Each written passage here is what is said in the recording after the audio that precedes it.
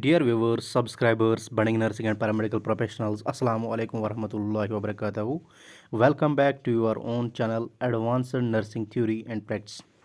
Today we are back again with the subject of Nursing Foundation, and today's topic for discussion is Glasgow Coma Scale. And this topic will be discussed by me. Glasgow coma scale क्या है और इसके कितने elements हैं और इसमें हम क्या देखते हैं। ग्लासगो कोमा स्केल एक ऐसी स्केल है जिससे हम लेवल ऑफ कॉन्शियसनेस चेक करते हैं एक पेशेंट की। इसमें हम तीन चीज़ें देखते हैं, एक आई मूवमेंट्स, दूसरा वर्बल रिस्पॉन्स और मोटर रिस्पॉन्स। अब ये जो ग्लासगो कोमा स्केल है ये हम उन वाले पेशेंट्स में इस्तेमाल करते हैं जिनमें न्यूरोलॉजिकल डिसफंक्शनिंग हो, या हम कह सकते हैं न्यूरोलॉजिकल इम्बैलेंसेस हो, या पर्टिकुलरली हम कह सकते हैं उन वाले पेशेंट्स में जिनमें हेड इंजरी हुई होगी। तो अब हम इन आई मूवमेंट्स में क्या देखते हैं और कैसे हम इसमें स्कोरिंग करते हैं वो हम देखेंगे। इसी के हिसाब से हम देखेंगे वर्बल रिस्पॉन्स में हम क्या देखते हैं और मोटर रिस्पॉन्स में हम क्या देखते हैं और कैसे हम इसको इंटरप्रेट करते हैं। तो हम देखते हैं पहले आई ओपनिंग या I response of the patient. अब आई रिस्पॉन्स का मतलब, या इसमें आई रिस्पॉन्स या आई ओपनिंग में हम क्या देखते हैं। अगर एक बंदा जो है खुद ब खुद आंखें खोल रहा है, बंद कर रहा है, आप इससे बात कर रहे हो तो ये खुद ब खुद आंखें दाएं बाएं ऊपर नीचे मोड़ रहा है, तो इसको हम कहेंगे स्पॉन्टेनियस। और इसकी स्कोरिंग हम करते हैं 4, यानी कि हाईएस्ट लेवल जो इसकी होगी वो 4 स्कोर हम इसको देंगे। अगर आप ये ओपन करेगा कि जब हम इसको कहेंगे कि आप ओपन करो, वरना इसकी आंखें जो है बंद होती है, तो हम कहेंगे अगर साउंड को इसने रिस्पॉन्ड किया पेशेंट ने तो हम इसको 3 मार्क करेंगे, यानी कि 3 स्कोर आएगा पेशेंट का अगर उसने हमारी बात के रिस्पॉन्स में आंखें खोली। टू प्रेशर, इसका मतलब है कि अगर हम इसको कोई पेनफुल स्टिमुलस देते हैं तो ये जल्दी से अपनी आंखें खोल देता है, तो इसको हम कहेंगे 2 स्कोर फॉर प्रेशर। ठीक, इसका मतलब ये है कि साउंड से ये आंखें नहीं खोलता है या स्पॉन्टेनियसली ये आंखें नहीं खोलता है, बल्कि तब खोलता है जब हम इसको प्रेशर देते हैं या जब हम इसको पेनफुल स्टिमुलस देते हैं। तो इसका हमारा स्कोर जो पेशेंट का आएगा वो आएगा 2। तो नो रिस्पॉन्स, अगर इसने कोई रिस्पॉन्स नहीं दिया पेनफुल स्टिमुलस के बाद भी, तो इस नो रिस्पॉन्स का इसे हम स्कोर 1 देते हैं।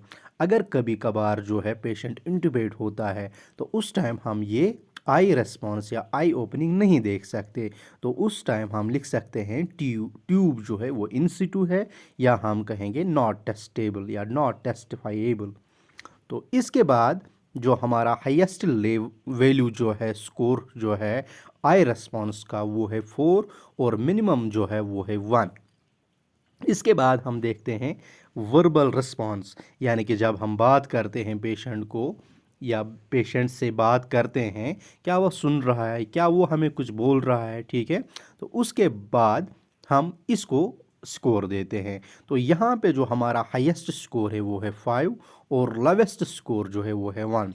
अब अगर पेशेंट ओरिएंटेड है टाइम, पर्सन और प्लेस के साथ और कन्वर्स कर रहा है, बातें कर रहा है अप्रोप्रिएटली, हम इसको कुछ बोल रहे हैं, आपका नाम क्या है, ये खुद का नाम बोल रहा है, इनको बोलेंगे कैसे लगी, ये खुद हिस्ट्री दे रहा है, तो इसको हम बोलेंगे ये ओरिएंटेड है और इसकी स्कोरिंग जो है वो 5 है। इसके बाद हमारा जो है पेशेंट कन्फ्यूज्ड होगा।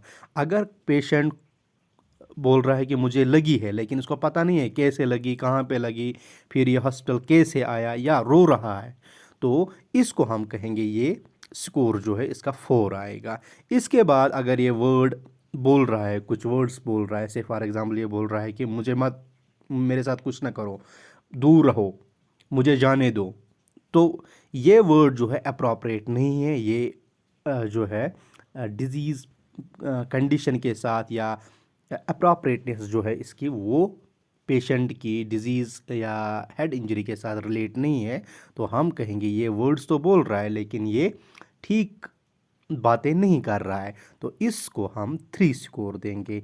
इसके बाद हमारा आता है साउंड्स, या हम कहेंगे ये कुछ बोलने की कोशिश कर रहा है लेकिन ये वर्ड भी नहीं है, खाली हम कुछ सुन रहे हैं कि ये कुछ फुसफुसा रहा सा है। तो या हम कहेंगे कुछ कहने की बात कहने की हम बोलेंगे कोशिश कर रहा है लेकिन बोल नहीं पा रहा है, तो इसको हम कहेंगे ये साउंड्स तो कर रहा है, साउंड्स बना रहा है लेकिन नहीं बोल पा रहा है। या ये एजिटेटेड होगा, ये कुछ नहीं बोलेगा, ये हाथ पैर आ, उठाने की कोशिश करेगा, भागने की कोशिश करेगा, मारने की कोशिश करेगा, तो इसको हम स्कोर 2 देते हैं। और अगर कोई रिस्पॉन्स पेशेंट का नहीं है तो इसको हम 1 स्कोर देते हैं। और अगर कभी कभार जो है पेशेंट का ट्यूब है, जैसे पहले भी हमने बताया हुआ है, तो ट्यूब डाला हुआ है तो हम कहेंगे नॉट टेस्टेबल या ट्यूब इन सिटू, या हम लिखेंगे एंटी। तो इस हिसाब से हमने देखा कि हाईएस्ट वैल्यू इसका जो है 5 होगा और लोवेस्ट वैल्यू 1 होगा। इसके बाद हमारे पास और एक आता है, हम कहते हैं मोटर रिस्पांस। अब जो है ये हाथ पैर अपने हिला सकता है कि नहीं हिला सकता है। अब इसमें भी हमारे पास स्कोरिंग है, और इसमें हाईएस्ट स्कोर जो हमारा बनता है वो 6 और लोवेस्ट स्कोर जो बनता है वो है 1। तो अब जो है अगर पेशेंट को हम बोलेंगे आप अपने हाथ हिलाओ, अपने टांग उठाओ, अपने बाजू उठाओ, तो अगर वो मान रहा है हमारा कहना तो इसको हम कहेंगे ओबेज कमांड्स। तो इसका स्कोर जो आएगा वो आएगा 6। इसके बाद हम जो है हम अगर पेशेंट अब ये नहीं कर रहा है तो इसके बाद हम देखेंगे कोई पेनफुल स्टिमुलस देखें। से फॉर एग्जांपल हम प्रेशर इंसर्ट करेंगे पेरी ऑर्बिटल एरिया पे। अगर पेशेंट जो है अपनी आर्म ला रहा है इस हमारे हाथ को हटाने के लिए, तो हम कहेंगे ये लोकलाइज कर रहा है पेन को, यानी कि उसको वहाँ पे पता चल रहा है कि मुझे कहाँ पे लग रही है, और इसको हम स्कोर देते हैं 5।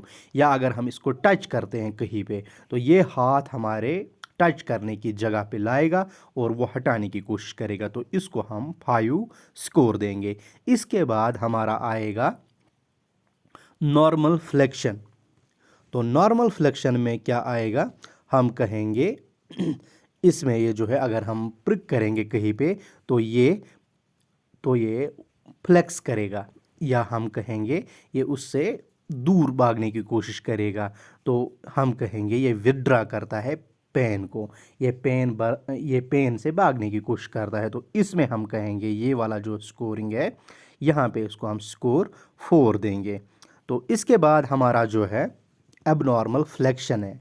एबनॉर्मल फ्लेक्शन में क्या क्या बोलते हैं हम, एबनॉर्मल फ्लेक्शन जब पेशेंट जो है इसके हैंड्स जो है फ्लेक्सड होंगे और हैंड्स जो है वो क्लेंचड होंगे, वो हम अभी इसके बाद देखेंगे कि डिकॉर्टिकेट पोजीशन कैसी होती है। तो इस पोजीशन को हम 3 स्कोर देते हैं। और अगर एक्सटेंशन होगी जिसको हम एबनॉर्मल एक्सटेंशन कहेंगे, या हम पेनफुल स्टिमुलस देंगे और ये एक्सटेंड करेगा बॉडी। नॉर्मली हमारी बॉडी पेन के रिस्पॉन्स में फ्लेक्शन करती है, लेकिन यहाँ पे बॉडी एक्सटेंशन करती है। इस वाली एबनॉर्मल एक्सटेंशन को हम डिसेरेब्रेट पोजीशन कहते हैं या डिसेरेब्रेट पोस्चर कहते हैं। तो इस वाली कंडीशन को हम स्कोर 2 देते हैं। तो इसके बाद अगर कोई रेस्पॉन्स पेशेंट का नहीं आया तो उसको हम 1 स्कोर देते हैं।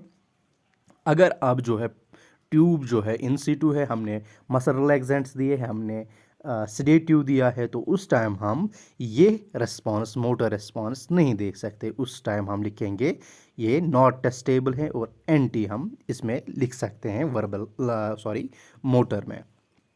तो अब जो है ये सारा हमने पढ़ा कि आई मूवमेंट्स में हम क्या देखते हैं, वर्बल रेस्पॉन्स में हम क्या देखते हैं और मोटर रेस्पॉन्स में क्या देखते हैं। इसके हिसाब से हम आगे इसकी क्लासिफिकेशन करते हैं। अब ये फर्स्ट वाली पोजीशन जो है हमने इंटरनेट से ली हुई है, तो इसमें हमने देखा कि डिकॉर्टिकेट पोजीशन कैसी होती है और डिसेरेब्रेट पोजीशन जो है कैसी होती है। तो फर्स्ट वाली पोजीशन में हम देख रहे हैं कि फ्लेक्शन होती है एल्बोज पे, और क्लेंचड हैंड्स होते हैं, और ये चेस्ट की तरफ एबनॉर्मल फ्लेक्शन होती है। और एक्सटेंशन में क्या, डिसेरेब्रेट पोजीशन में क्या होता है, कि एक्सटेंशन स्ट्रेंथनिंग ऑफ आर्म्स होती है, और हैंड्स जो होते हैं फिस्ट बंद होती है लेकिन बाहर की तरफ होती है। तो ये है हमारी डिकॉर्टिकेट पोस्चरिंग और डिसेरेब्रेट पोस्चरिंग। अब इनसे हमें पता चलता है कि कौन सा एरिया जो है ब्रेन का वो डैमेज हुआ होता है। तो अब जो है स्कोरिंग हम कैसे करते हैं और क्या कहते हैं। जीसीएस स्कोरिंग में हम कहते हैं ब्रेन इंजरी कितनी हुई है। इसमें हम 3 ग्रेड्स बनाते हैं। एक तो सीवियर ग्रेड होता है, severe brain injury, then moderate, then mild. Severe हम तब कहते हैं जब एक बंदे का, एक पेशेंट का जीसीएस 8 या इससे कम आए, से फॉर एग्जांपल 7, 6, 5 अप टू 3। तो इस टाइम पे हमें पेशेंट को इंटुबेट, रिसस्टेट और इंटरवेंशन की ज़रूरत पड़ती है। मॉडरेट में हम देखते हैं कि 9 to 12 जीसीएस स्कोर आता है, और माइल्ड में 13 to 15 जीसीएस स्कोर आता है। तो मैक्सिमम एट स्ट्रेच एक पेशेंट में हमारे पास मैक्सिमम स्कोर जीसीएस का 15 होता है, और मिनिमम जो होता है 3 होता है। इसी के साथ ये वाला टॉपिक हमारा कंप्लीट हुआ। तो उम्मीद है कि आप सबको ये पसंद आया होगा, और आप ये चैनल शेयर, सब्सक्राइब और अपने चैनल को सपोर्ट करेंगे। आपके आराओं से हमें रोशनास करें इन ईमेल एड्रेसों पे aminhabib3@gmail.com और ejazmanzoor.ahmad@gmail.com। Thank you very much.